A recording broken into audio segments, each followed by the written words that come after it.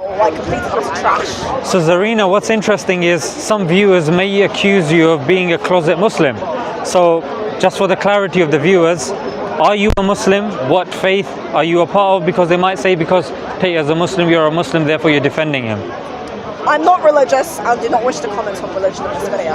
Okay, so you're not Muslim, yeah? Okay. So you saying very, categorically that he's innocent. What makes you think that he's innocent? So if you look through the evidence, there's no evidence he has done any of the things he's been accused of. Many women have come to speak out in favor of him. Many women have defended him. There's no actual evidence he has committed any sort of rape or sex trafficking. What about the people that say that he's admitted openly on his website that he would do something called the love trap, where he would trap the people, then bring them over, and then they would start and do a webcam kind of business that he was part of? So he ran a legitimate webcam business. When people are talking about that, they're talking about a certain type of seduction. I don't see how that can possibly be considered a crime. I've also heard him say that he doesn't really know anything about this. He's a man who uses a lot of satire and a lot of humor in his content, and I really think that the way he speaks and the way he uses a lot of satire has actually been used against him, and it seems more that like his jokes, his sense of humor and such are effectively what is being used against him and taken out of context, rather than listen to what he actually says. If you speak on, say, Tucker Carlson, on the countless interviews he's done over the past year, Tay has come across as very, very sincere, genuine, intelligent, honest, forthright. He's very pro-men's rights, he's very pro-women's rights, he's pro-humanitarian rights.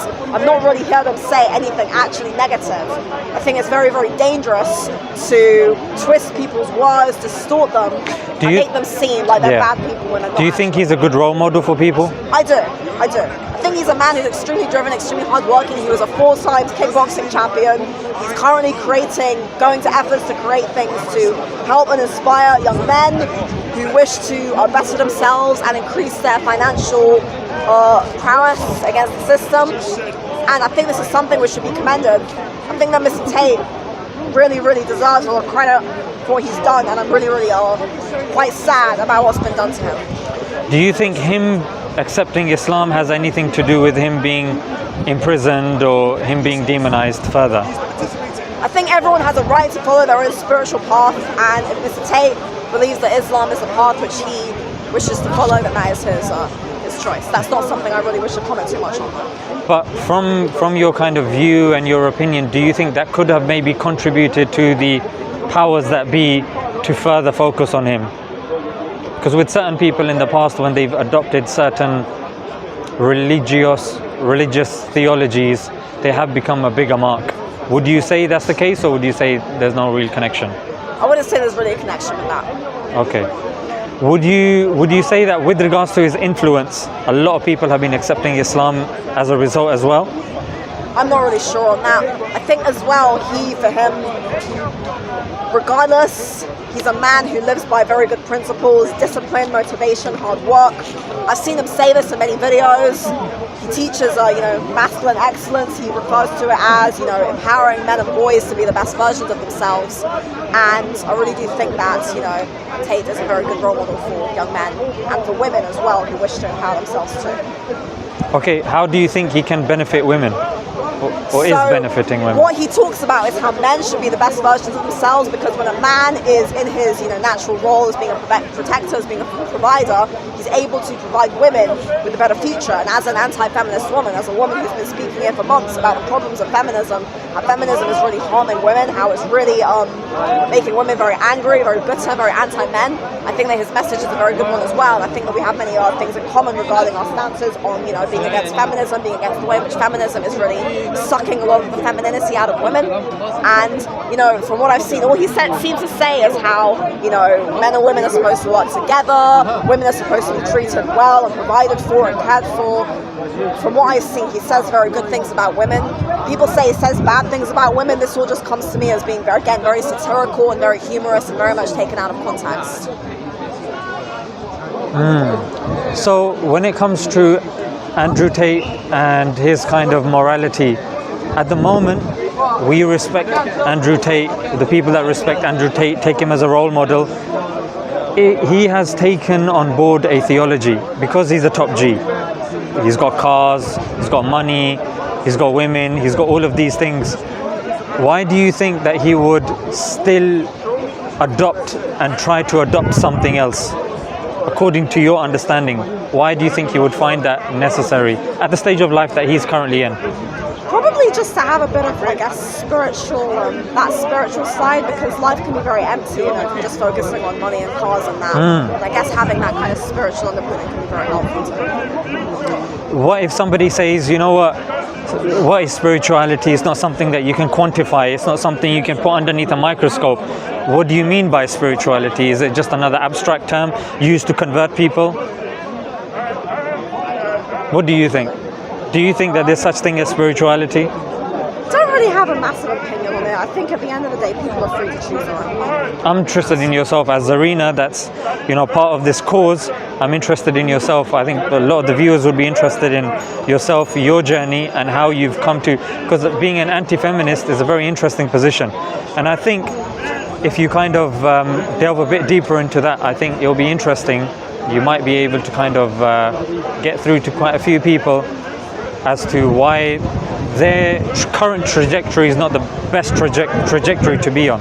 For example, your anti-feminist trajectory. Some people would call you a misogynist, as they do with Andrew Tate. How do you say that the two don't necessarily follow? So being anti-feminism is not anti-women. Being anti-feminism means rejecting an ideology that turns male and female relationships into a war zone. Because the biggest problem with feminism, and I come here, I hold a sign saying feminism is trash. The way I see it, feminism is really harming the kind of positive natural qualities that a man and woman are supposed to share. And I call myself a women's advocate because I believe that women are fundamentally strong and they should want to be the best version of themselves, and that we shouldn't be prioritizing anything which is going to turn men and women against each other. So feminism is, I see, a very, very toxic, gynocentric, misandric ideology. And that's another reason why I support Mr. Tate, because I understand that many people who are against feminism are called misogynists, even though most people who are anti-feminism are not misogynists, they're just against an ideology that drives men and women apart. I think your current stance on morality is quite interesting. Where would you say you get your morality from? Like right and wrong. I believe that humans are generally altruistic by nature. I think that we're born with a desire to be empathetic and compassionate towards other people. I do believe this is something hardwired into us. I do believe this is something that we should all try to emulate. So I think that this is actually a very innate thing that we all possess. So, am I correct to assume that you're saying you get your morality from yourself or from society? I would say I get my morality from the way my parents raised me. From the way your parents, like what morality were they about? Were they religious? Were they non-religious? They were non-religious, yeah. Would you say that this is also a part of the problem? When people rely on and say that morality is only something, well, morality is something that you just look within yourself. We're all born with it. When the studies tell us that human beings are more inclined towards rest, they're more inclined towards lying. For example, studies done when a child is, children as young as 2, they say at least 50% of them lie. An adult daily would be lying quite often. So when humans are predisposed to surviving, resting, succeeding, naturally this is going to happen at the expense of other people, isn't it? So if we're too individualistic, we're too subjective, I think this is where this whole wokeism ideology is coming from. Do what thou wilt. Or I feel like a woman, therefore I'm a woman. Or I'm feeling like this, therefore you now need to cater to me. So I guess what I'm trying to say, Zarina, you said your name, is it? I guess what I'm trying to say, Zarina, is it's more helpful, and that's why you've got people like Andrew Tate, the Sartoro, the Shooter, Sneeko. A lot of these people are going towards an objective morality, a morality which is not shifted by our whimsical desires, however we're feeling today, whatever society is saying. So what do you think about this, that we need objective moral anchorage? Do you want me to talk a bit more about that? No, I understand. Yeah. Again, I do think that people are fundamentally born with an innate knowledge of right from wrong. I think this is something which we all have right within us. Let me give you an example. I agree that with the woke ideology, there's definitely, say, a problem with how wokeism is affecting. Let me give you an example. For example, Eskimos. Within the culture of the Eskimos, what they do is they share their wives around. Yeah, so if you were born in the Eskimo culture, then that's something that would be considered normal to you.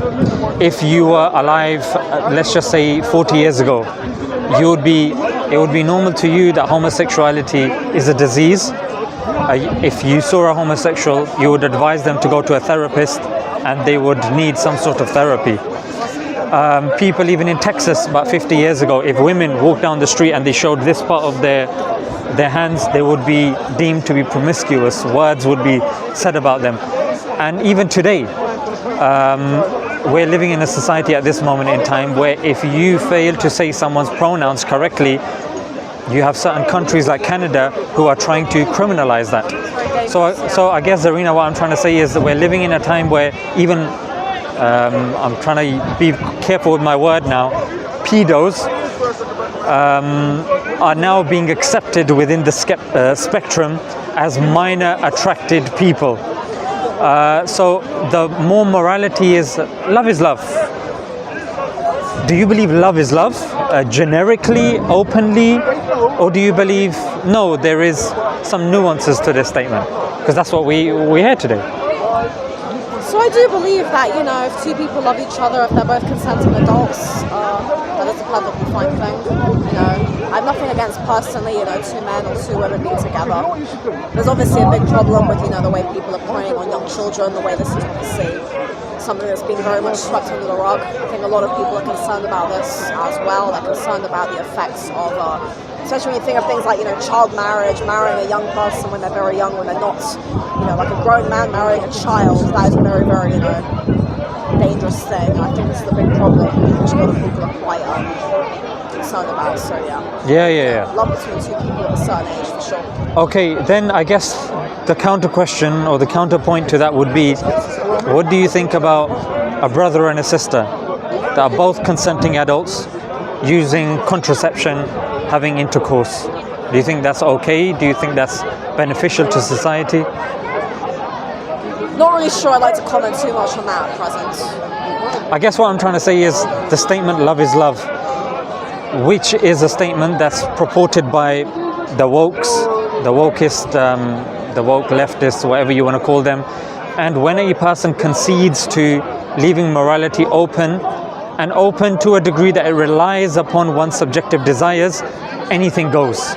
A brother with a sister, two brothers, like there was an article that came out, it was on the Jeremy Kyle show. Two homosexuals were on the show and they did a DNA test and they ended up being brothers. And I just found out just recently that, you know, there was a big shock and, you know, as you can possibly imagine. So then they started, you know, rekindling their relationship of being brothers rather than lovers. So what I'm trying to say is that if we leave morality too open and leave it to the hands of people, which children as young as 2, 50% of them would lie. You leave a child in a room and tell him, if you do this, then you will get a bigger prize, and you leave the room and that child would cheat just so they can win and get that bigger prize. Copious studies on this. So we know that as human beings, we're not predisposed to being good people. That's why only 5% of our time as humanity, only 5% has been war-free. 95% has been humans fighting with each other. So left to our own devices, like the Joker said, we would eat each other, civilized people. So if you leave Zarina, what I'm saying is, I think your cause is good, and I think your moral points are definitely something I can resonate with as a Muslim, and Andrew Tate could as well, and that's why Islam really appealed to him, as Nico and Sartero, the shooter, and a lot of his close people. Even Tristan Tate speaks very positively about Islam as well.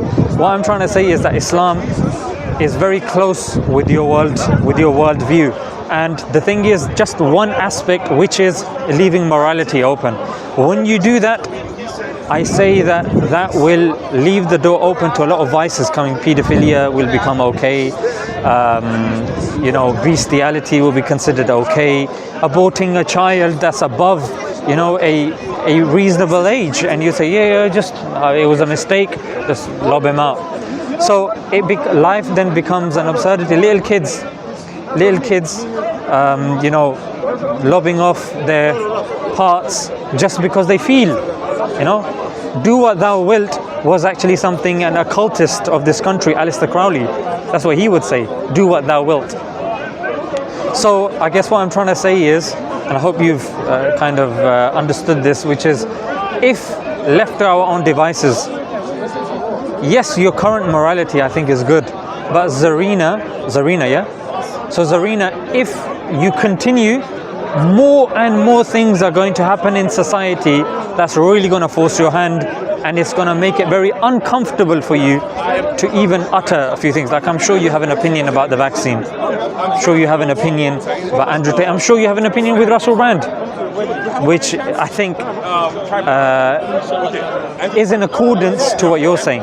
You're following what's going on with Russell Brand, isn't it? Sure, I think that's all really interesting. But yeah, at the end of the day, just to bring back to the main point, I think that this man is definitely innocent. I do agree that, in society there's a lot of issues. I guess, Zarina, what I was saying was, let's look for the root thing that Andrew Tate stands for. It's morality. He says, you know what? It's morally incorrect for a man to tell a woman to work and to do this and to raise the house. That's the role of the woman. What's the role of the man? He's making moral statements. And what I'm saying, Zarina, is that people watching that may be of a different morality, they might be part of a liberal morality, they might be part of a Christian morality. What I'm trying to say is that discussions on morality is incredibly important. You've definitely made your point, and you've made it very well. And I hope, people, take this on board. And I appreciate your honesty as well. But definitely for our survival, like Andrew Tate, he's a man that can look after himself. But even Andrew Tate himself felt the need for Islam. Despite being in a position that he was in, being influential or whatever, he still felt the need to accept Islam. So for us, even as the viewers and people that are here, I think it's very important for us to realize the magnitude of the decision that he took and why he took this decision. Religion can definitely fulfill a certain void. We feel that way with Christianity, Buddhism, Hinduism, Jainism, Shintoism. People definitely, and Islam as well. People definitely do find religion as a way to fulfill that sense of, lacking that internal void. So I can definitely see the goods in finding a certain religion, follow a certain religion, and how that can. Have you looked into Islam, or what points in Islam would you say, although I've already identified a few, what would you say aligns with your current worldview? I'm not sure it's helpful for me to comment too much on that. Because we've already done the main part of the discussion that you wanted, isn't it? So now we're just talking about kind of extra things, morality and stuff like that. The reason why I think it is helpful, Zarina, is I'm not here to put down any religion. In fact, I would say if the UK were Muslims or Christians or Jews, it would be more helpful than being atheistic liberals that say just take morality from yourself. Well, most atheists, they actually talk about evolution, how people have evolved to be moral, and how, again, things like altruism is actually an evolutionary human trait. And they would say, for example, that humans are innately empathetic, that we're innately compassionate, and that society just needs to have certain, rules put in place to enforce that. And I think that's what most atheists or religious people actually say. The only thing with that is it goes against the principle of evolution, which is survival of the fittest. That's incompatible with morality, in fact, because it's not, morality is actually separate to survival of the fittest, because according to Darwin, it's just about survival. I need to survive so I can pass on my genes. Doesn't matter if I'm moral. Somebody that sacrifices their life for somebody weaker than them, that's something that is problematic for Darwinism, in fact. Giving into charity when you're supposed to be thinking of survival of the fittest is posing problems, actually poses problems to Survival Darwin. of the fittest generally means that the fittest genes pass on, so the strongest genes survive, and that ensures the future survival of the human That's race, right. effectively. That's right. So when you are sacrificing yourself for somebody weaker than you, it goes against that. And evolution actually starts with the first self-replicating DNA or gene or organism. Doesn't talk about how the universe began. And sometimes, Zarina, the reason why it's very important is because if we think and if we live by a certain morality, it actually will proceed in making us better people. I'll give you an example. Somebody who doesn't believe in any morality, he believes that human beings are good and that's fine. Okay. He believes that, or he or she, when we're going to die, we're just going to become dust. We're going to become dust. If a person believes we're going to become dust, there's no accountability, there's no judgment, then do what thou wilt. Then what's going to happen is you cannot tell the difference, because if you don't have morality, you can't say what's right, what's wrong.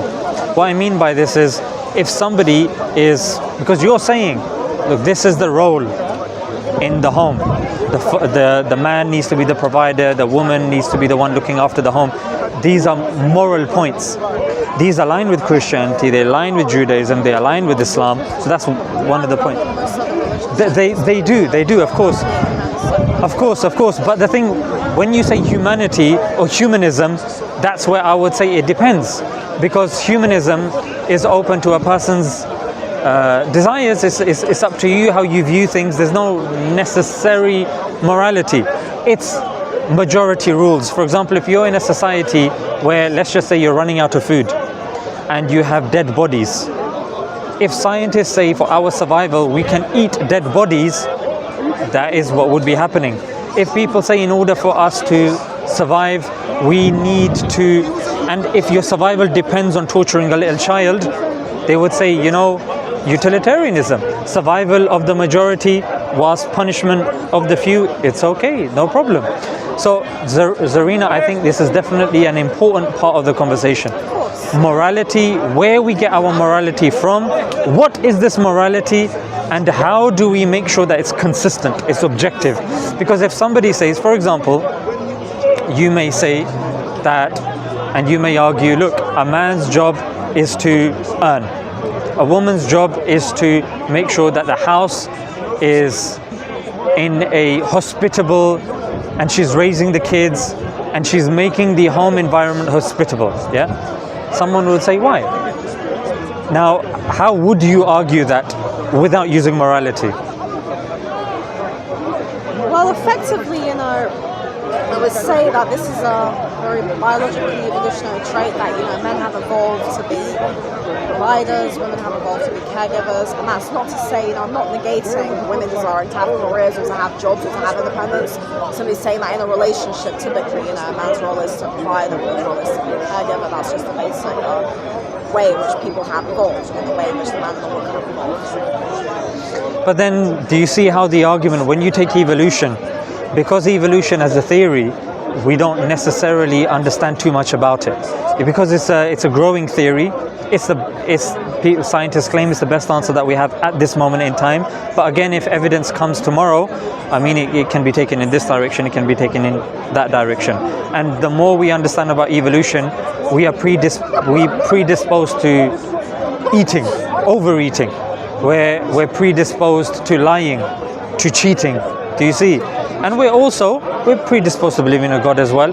But just like when a man sees a woman, he's attracted towards her.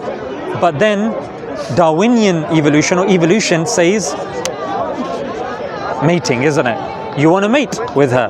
However, our morality tells us this is not the right time.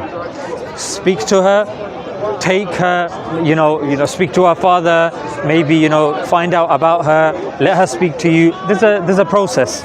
So that's against evolution. Do you see? So if you argue in terms of evolution, then things become very mechanistic, things become very individualistic, survival based.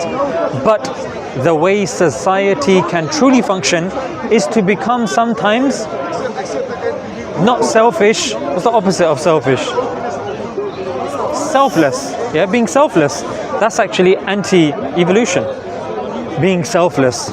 So that's where morality comes in. And that's why even Einstein said, science can't explain morality. And morality is something that we need as an anchorage. I would say your argument would become stronger if you came from an objective, moral kind of anchorage.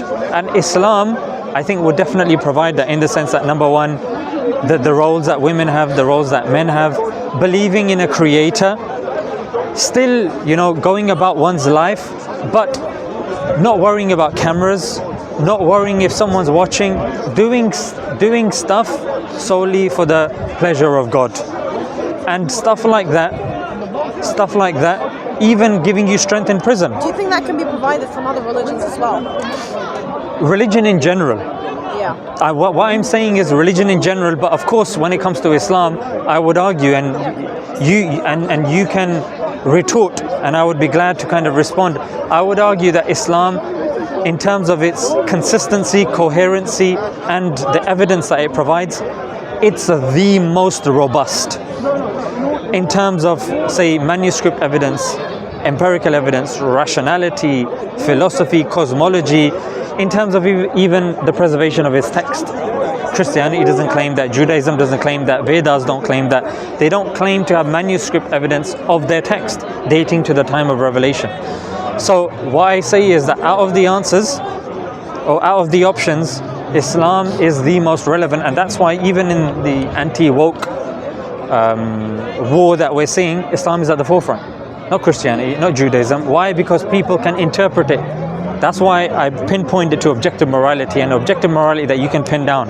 If I say something to you that the Prophet said it, you can, Zarina, you can ask me, who did he hear it from? So if I said that the Prophet said this, you said, where did you get that from? I can tell you who said it. I can tell you who he heard it from, who he heard it from, and who he heard it from. I can tell you the chain of narration. I can tell you every single person in the chain, their name, their family, their tribe. So we have a more robust way of preserving knowledge, of presenting knowledge, and the accuracy of knowledge. For example, Hinduism is the world's oldest religion, and they have literally texts dating back to literally thousands and thousands and thousands of years, way before the Abrahamic religions were created. They have no manuscript, the Vedas. They have the Vedas. Yeah, the Vedas, the Vedas as books, there is not a single manuscript that dates to the time of preservation. No Hindus ever claimed that, and I speak to many Hindus, and I've read their texts. They never claimed that. The Christians never claimed that. The Jews never claimed that. And as per Hinduism being, the Quran based on the Old Testament? You're asking very good questions now. Let's take one at a time, yeah? So you said Hinduism is the oldest religion. As Muslims, we argue that Islam did not start at the time of the Prophet Muhammad, peace be upon him. Islam started at the time of the first man, Adam. We don't believe it started at the time of Muhammad. We believe the last revelation came at the time of Muhammad. Do you see? It didn't start at that time. So we believe it predates even Hinduism. And the second thing, that was a good question. What did you say? The Bible, or the Quran, a lot Yes. of it's based off the Old Testament. Yeah. So bear in mind, as Muslims, we believe approximately, give and take, there are 124,000 prophets that have come. Yeah, 124,000 in different civilizations. They were given different books. We believe Moses was a prophet. He was given the Torah, the Old Testament as is known today, but obviously it's changed. We believe if we were at the time, if you and me were at the time of Moses, we'd be believing as Moses as the prophet and the Torah as the book. If we were alive at the time of Jesus, we'd be following Jesus, and we'd be following the Injil that we call the book that was revealed. But we believe, Zarina, that the books then got changed. Yeah, because the books coming down, they were a form of test for us as well.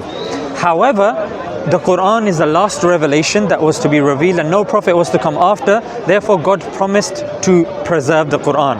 Now, you might be thinking that's all well and good. Somebody else might claim something. But there are certain ways that you standing here, you can see how the Quran could be preserved.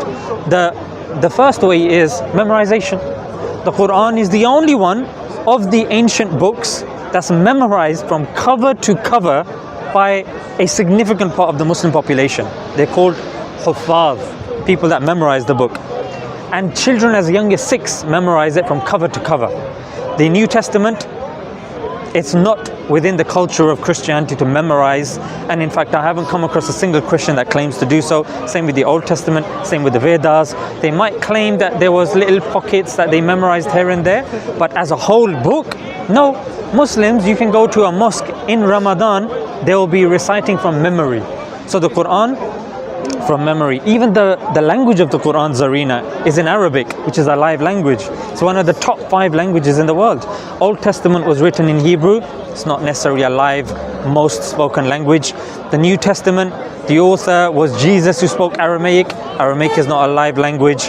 When it comes to Hinduism, the Vedas were revealed in Sanskrit.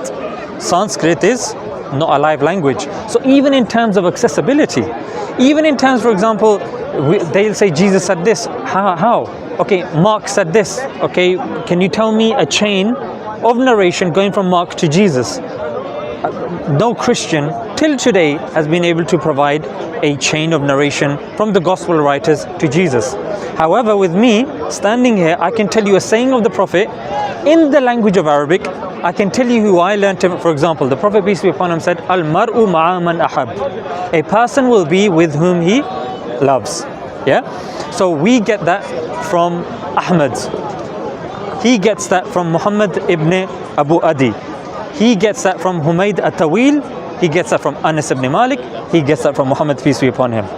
The Prophet said, don't kill women and children. We get that from Imam Malik. He gets that from Nafi. He gets that from Ibn Umar. He gets that from the Prophet. So we have chains. We have precise, and that's why, Zarish, going back to Zarina, to your original point, when we're talking about morality, when we're talking about he said, she said, we need to have strong criteria. You can't just say he say, she say, Chinese whispers, and then if people come in 10 years time, your children or your children's children, we need a way that even they can verify the truth. There's a manuscript. The oldest manuscript of the Quran is in the University of Birmingham. That was there at the time of preservation. So, and this, the evidence has continued, the numerical miracles and this and that. But the point remains, Islam is unique, even in terms of the falsification in the Quran as well. But I feel like you want to go. Sure, no, a very interesting discussion. You know, but if you ever want to, kind of continue this, or you want to know more, I would say it will help your cause. Sure. It will help your cause. It will help your life. And at the end of the day, Zarina, when we die, we're going to go into our own grave, isn't it? So it's all well and good about what's happening out and about, but our biggest priority should be ourselves. And how do we judge what's right and wrong? Morality, where do we get morality from? There has to be a creator. When we look around us, it didn't just come by chance or by nothing, or it doesn't make sense. When we see, a bag that doesn't belong to somebody, you wouldn't say, that existed, came about over hundreds of years. No, you would immediately say it has an owner.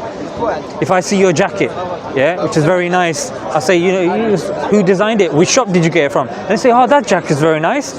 Came over hundreds and hundreds of years. You take that as an insult. You see? So even, these questions, we should definitely kind of reflect on them. And I appreciate, you coming and wanting to talk as well. And of course, if you want to come and talk again and, talk about a different topic, I'll be more than glad to. You're very open-minded, which is very nice. Thank you, Zarina. Thank you. Our respect. Yeah. Okay, thank you. Counter-respect. No. Shall I tell you what it is? When you shake someone's hand, as a man, no, you know what it is? It's not germs. Like when the first time I shook my wife's hand, I'm telling you, I had goosebumps, because physical touch, I think, especially when it comes to cross-gender, it should be with somebody that will respect you, somebody that will be to some degree committed to you. I think most people just see handshaking as a sign. No, this is within Western civilization. If you were to go to, for example, Japan, they don't do that. In India, they don't do that. This is actually the Western system. And, if a Western person wants to do it, but if a Western person says, no, this is the correct way, this is the right way, I would argue not necessarily, because Break away from that culture. yeah. So for us, we say that, you know what, we give respect to you by not touching you. If I want to touch you in any way, then I need to commit to you, and that's through marriage. Yeah, I'm not going to just randomly, you know, if you would go to France, they would say, exactly. What do you think about that? Thank you very much anyway. Yeah. Yes, as said, and to take a listen. I really hope this video doesn't get shadow banned. I really Thank you. appreciate your time. Thank you. Inshallah, sir. Thank you, Zoe. Inshallah. Inshallah. Say that again? Oh, where's the case, bro? Listen. Bro, you clocked me, bro. Listen, I'll tell you one thing. Sorry, 1 minute. Yeah? Listen, I'll be real with you, yeah? Bro, let me tell you something. It's not good for us to speak on camera, because one of the brothers he claims that there is a police case pending with you. What? On the Holy Quran? Listen, on the Holy... One second. Yeah. On the Holy Quran, that's not true. Bro. I know who you're talking about. I did. I don't know his Listen, name. I know who you're talking about. Listen, no. On the Holy Quran, this is not true. Yeah. Don't worry about it. You don't have to stress about it. I swear to God. So that's why, you know, when he came, he said, you know what, brother? Why do you listen to him? What does the hadith say? The hadith says between the truth and falsehood is 4 fingers. Between the truth and the falsehood is 4 fingers. If you hear something but you don't see, you have to see the book. They said the one that slanders a believer, he will not enter heaven until after 1,000. And that's why I haven't accused you of anything. No, of course. That's why all I said was that's what's here at the moment. But, listen, who do you fear, Allah or people? I fear Allah. That's why I'm staying neutral. Okay, of course. Because, listen, that's why I'm staying neutral. Of course you're going to fear Allah. Let's have a quick word. I just want to say one thing here. Before, come back in 20 minutes. Can I have a picture afterwards? Of course. You see the... Yours, right? Yeah. My adjective. Oh, no. You see today is 2023. Yeah. 2023. Do you want to say something quickly? No, I just want to have a quick private